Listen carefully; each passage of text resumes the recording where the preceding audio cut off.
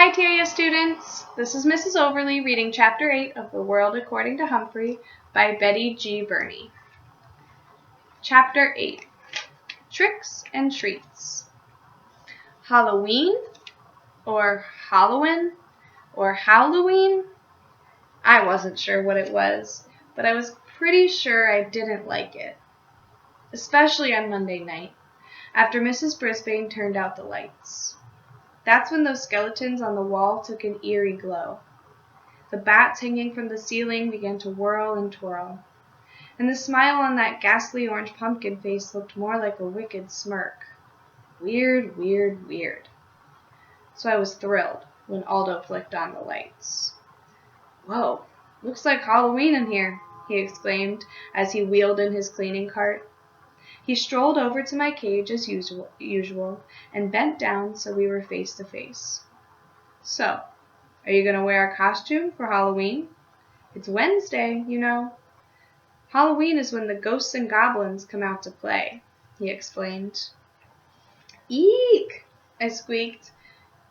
No, it's not scary. It's just fun. All the kids will wear costumes. Richie's going to be a werewolf. So what are you going to wear? A fur coat?" He laughed at his own joke and then began his cleaning routine, talking to me as he swept and dusted. I started thinking about this costume thing. Miss Mac had a costume party once while I was staying with her.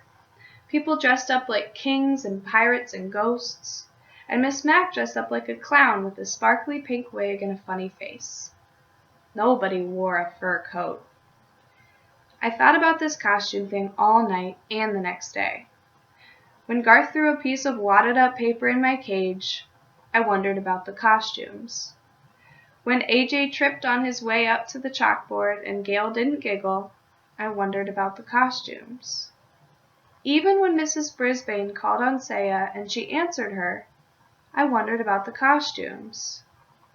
And I came up with a plan of my own. On Wednesday, Halloween arrived, but there were no costumes.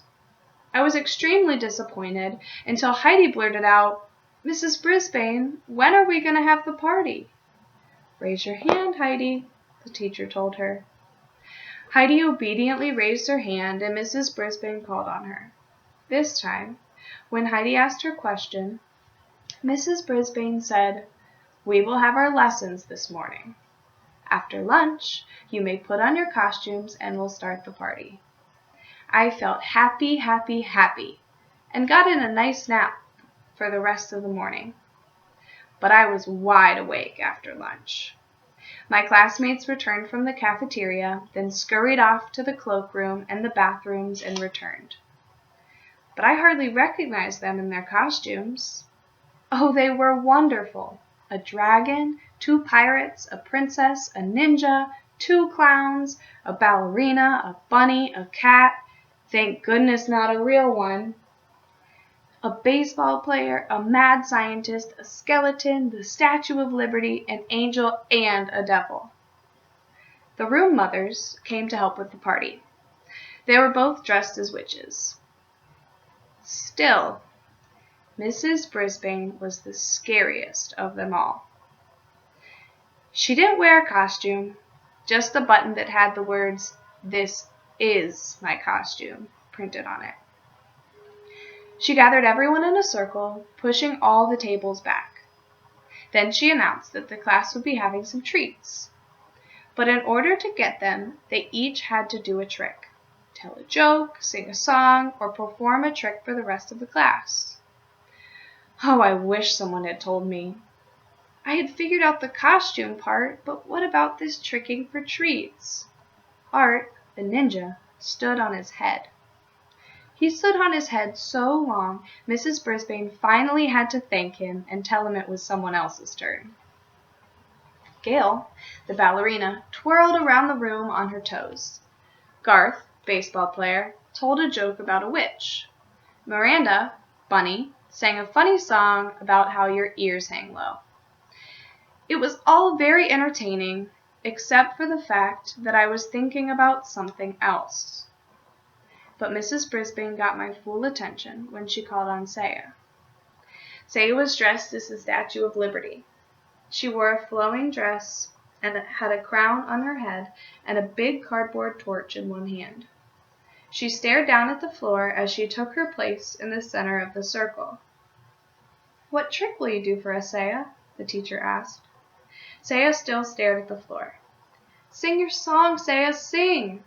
I squeaked out as loudly as I could. "You can do it, Saya, sing!" Yes, I know all she could hear was squeak, squeak, squeak, but I did my best. "I think Humphrey wants to hear from you," said Mrs. Brisbane in a surprisingly friendly voice. Suddenly, without warning, Saya began to sing the Star-Spangled Banner in her clear, sweet voice. Everyone stood up right away, like you're supposed to when they sing the national anthem. Mrs. Brisbane put her hand over her heart, and the other kids did too.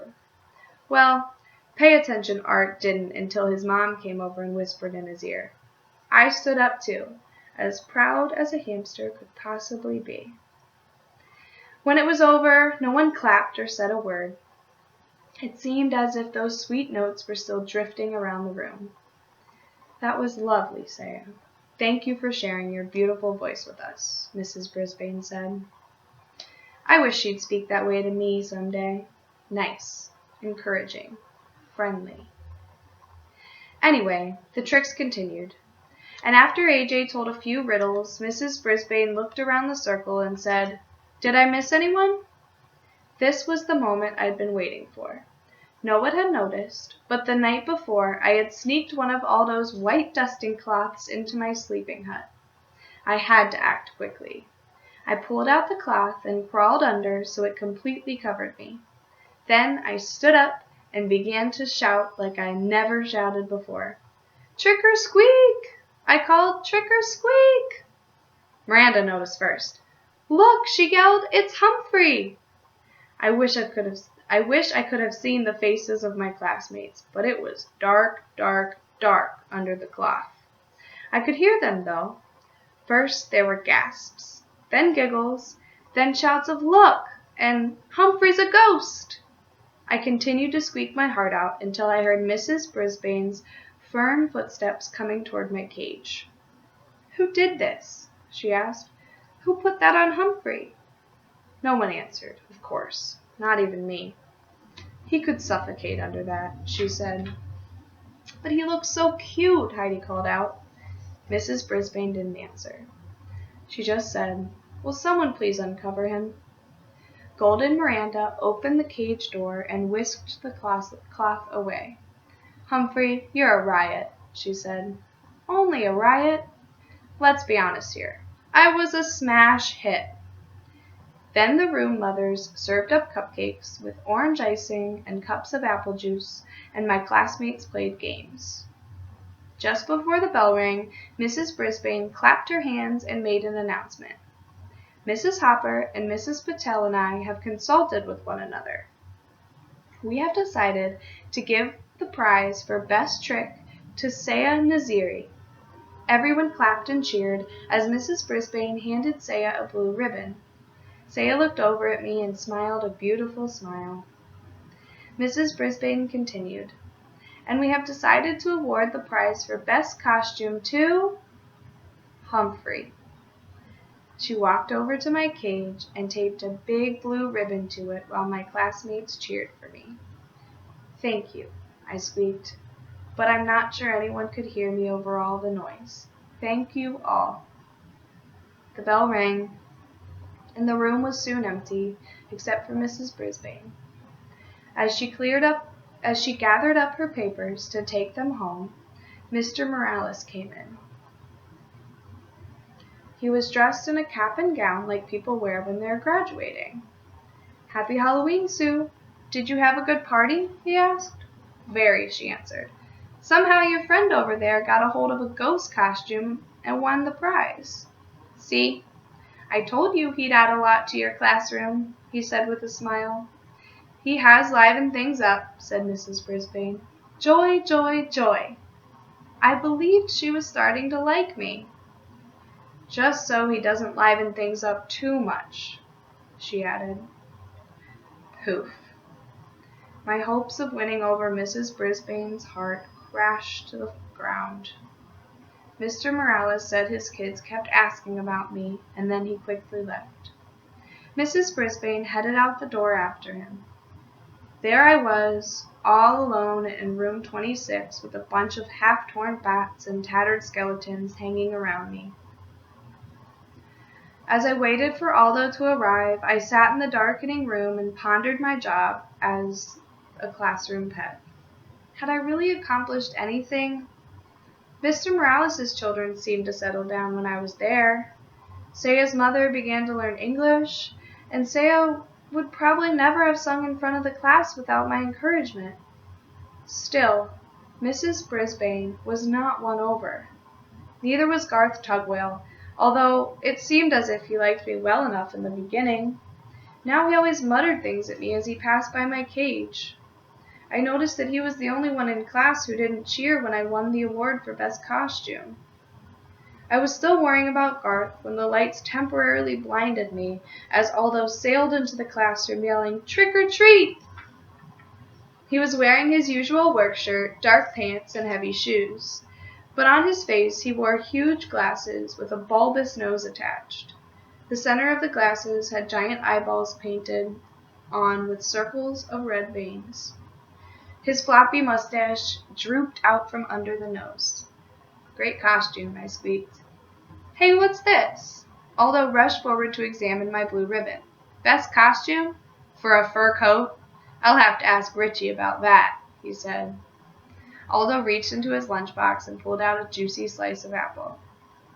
"I've got a special Halloween treat for you, Humphrey, 'cause I'm very, very happy tonight," he said. I grabbed the apple and began nibbling as Aldo pulled his chair up close to my cage.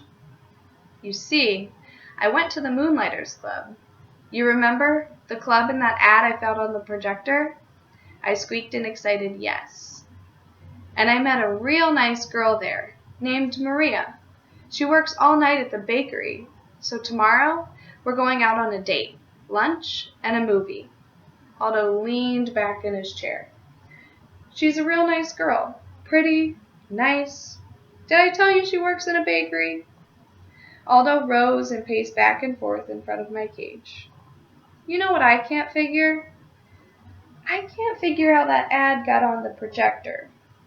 Mrs. Brisbane wouldn't show that to the class, and she wouldn't be interested herself. And it was weird how the projector was left on.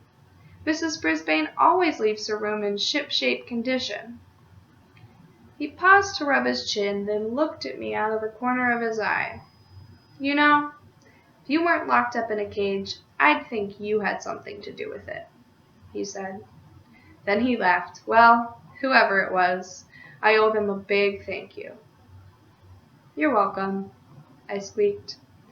Too bad Aldo didn't understand me this time. Tip 8. Hamsters are most active during the evening.